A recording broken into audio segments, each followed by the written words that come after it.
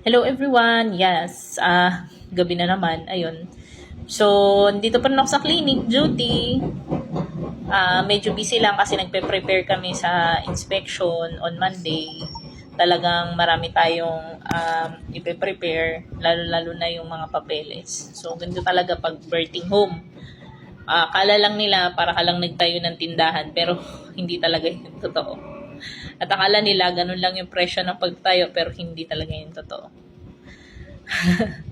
So, yun guys. Anyways, ayun nga, medyo pagod ang lola. Pagod yard. Kasi, wala pang matinong tulog. Dumaan ako sa school kahapon. Inayos ko rin yung aking application for graduation naman. So, nagsasabay-sabay siya. Pero sana makamove on na ako dito. Alam mo yung feeling na parang stuck ka lagi. Yun. So, ayun lang guys. Share ko lang yung nangyari kahapon at today. Sana okay kayo lahat. And sana kung ano man yung pinagdadaanan nyo, malagpasan nyo yan. Yun din yung prayer ko.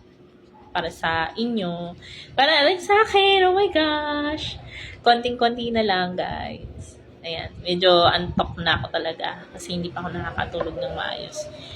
But I hope you have a wonderful day today and yesterday. Pasensya na kayo, hindi ako madalas mag-update. And alam niyo naman kung gaano ka busy.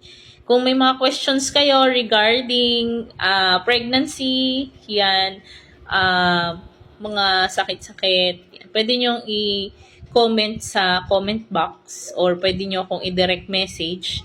By the way, yung clinic namin located dito sa number 11 Tabon Street, Malaria, Caloocan City. If you have any problems going here, pwede kayong mag-message dito sa TikTok or sa page namin. We have a page.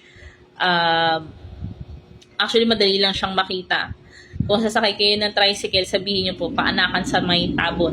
Ayan, alam na po ng mga tricycle driver yun dito.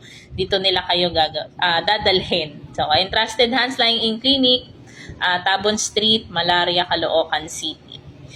Thank you everyone and you have a good night. Bye-bye.